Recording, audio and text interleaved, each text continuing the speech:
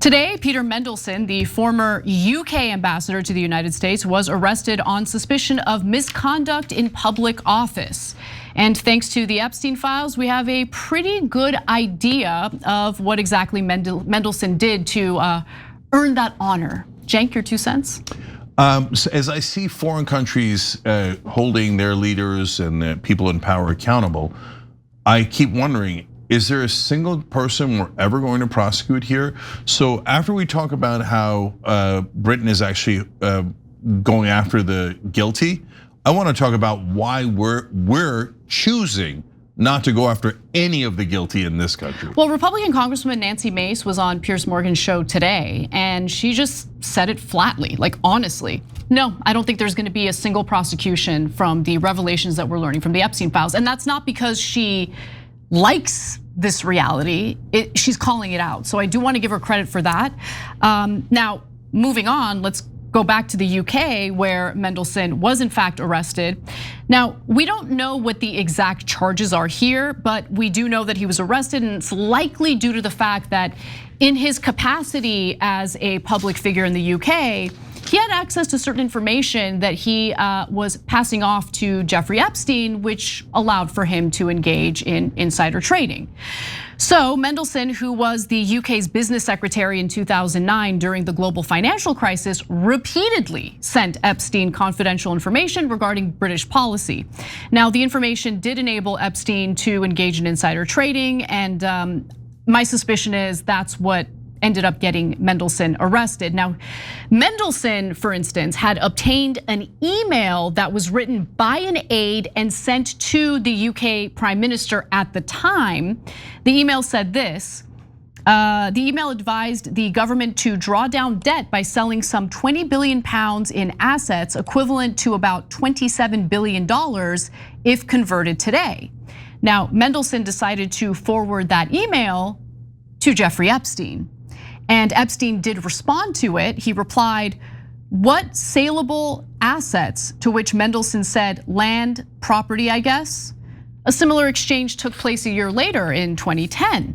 Mandelson appeared to confirm to Epstein during the height of the Eurozone crisis that a $500 billion bailout package was about to be unveiled. "Should be announced tonight," he wrote in response to Epstein's email, saying the bailout package was almost complete. Now, the bailout was in fact announced the following day. Now, it's worth noting that in 2003 and 2004, when Mandelson was a lawmaker with the Labour Party, Epstein wired him some money, about $75,000. The reason for that transaction is unknown. In fact, when it comes to Epstein, there were lots of massive transactions involving other big name people, like Leslie Wexner is a good example. Leslie Wexner gave him power of attorney. Like, he handed everything over to Epstein. Why? Why did he do that? We still don't know. Now, Mandelson was arrested under the same offense as Andrew Mountbatten Windsor, formerly Prince Andrew, of course, another associate of Epstein. So it doesn't have to do with sexual misconduct per se, but certainly alleged financial crimes, insider trading, that kind of stuff. Yeah, so guys, part of the process here, and there's a lot that's missing in terms of the parts of the puzzle, but there's parts that we know, is Epstein would ask for favors back after he did something for these folks, right? Either gave them a favor, like the girls, etc., or after they had the girls, used blackmail on them. But it's clear throughout all of the Epstein files that every once in a while he would ask for something in return, right?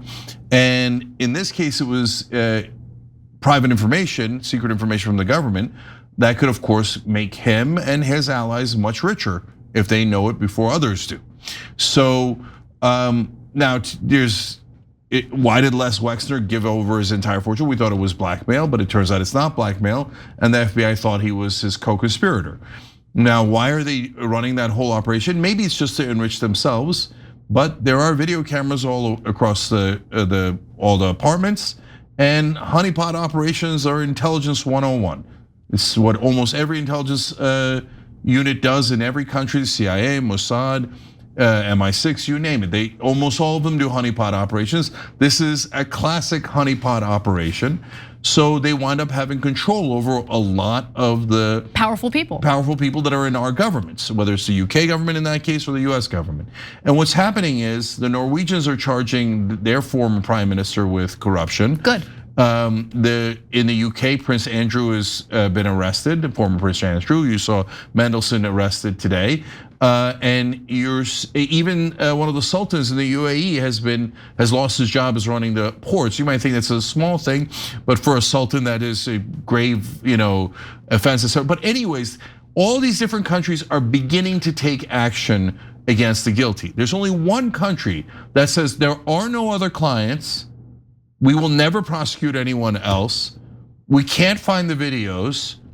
There are no, originally they said there were no files at all. Now come to find out there's a massive amount of files. And that country is us. So now we have to question not only why did we cover it up for 2 decades, because there's no question that our government had these files, knew all about it, covered it up the entire time, full well knowing that they would rape new girls every single year. And now after we find out, in the beginning they say, oh, there's no such thing. And now we find out not only was there, but there's been some horrific things that already came out of the Epstein files. And still after we find out those horrific crimes, our government says, no, we'll never prosecute anyone. Well, that means that the UK government is partially free. The Norwegian government is partially free at a minimum, but we are not at all free. Dude, the king's brother got arrested. The king's brother. Picture this, it's midnight. You're in bed, shopping cart full on Shop TYT. But your wallet's on the other side of the room. Oh no, you don't want to get up. Nobody wants to get up. Oh, then you see the purple Shop Pay button, which has your payment and shipping information saved and ready to go. The day is saved. That seamless checkout experience is all thanks to Shopify, which makes buying your next piece of TYT merch a breeze. Shopify is the platform behind 10% of all e-commerce in the US. Shopify gives you that leg up on the competition with hundreds of beautiful, ready-to-go templates to express your brand's unique style. Tackle all those essential tasks in one place, from inventory to payments to analytics, and expand your brand reach with built-in marketing and email tools. And I already mentioned that awesome purple Shop Pay button. It's why Shopify has the best converting checkout on the planet. See fewer carts go abandoned and more sales go with Shopify and their Shop Pay button. Sign up for your $1 per month trial today at shopify.com/TYT. Go to shopify.com/TYT. That's shopify.com/TYT. Yeah. Which is great. That's what you should do in a fair and just society. I'm not saying the UK is perfect, but the fact that the king's brother got arrested is a pretty big deal, especially when you juxtapose what's happening in the UK with what's not happening at all here in the United States.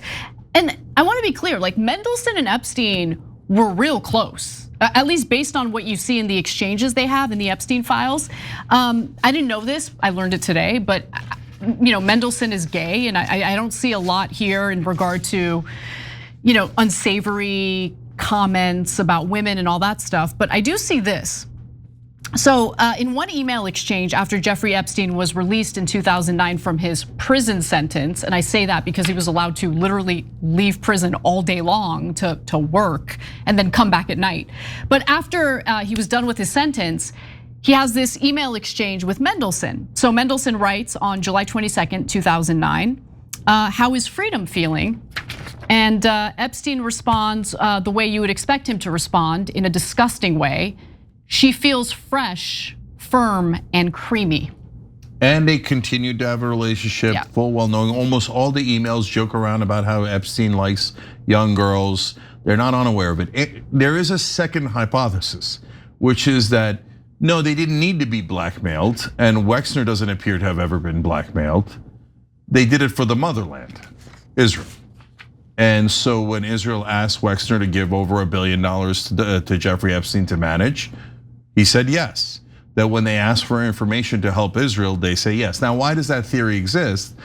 Because the drop site news emails, which are different than the Epstein file emails, Epstein is trying to help Israel in almost every correspondence when it comes to a foreign country.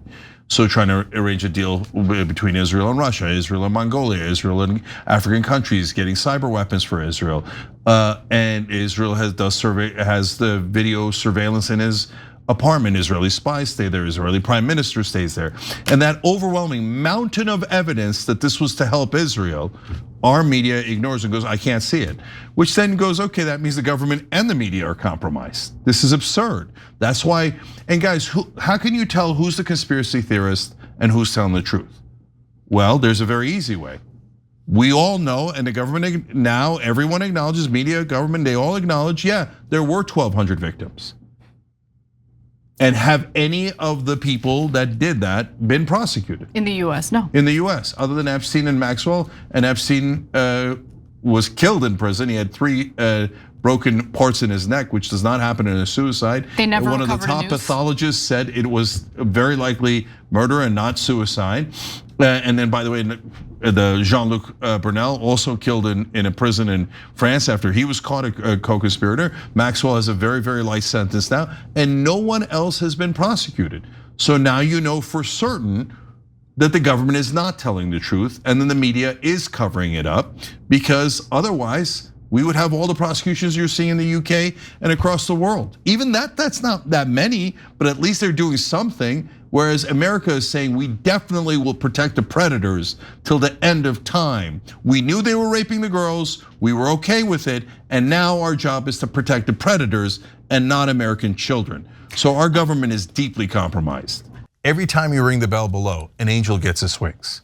Totally not true, but it does keep you updated on our live shows.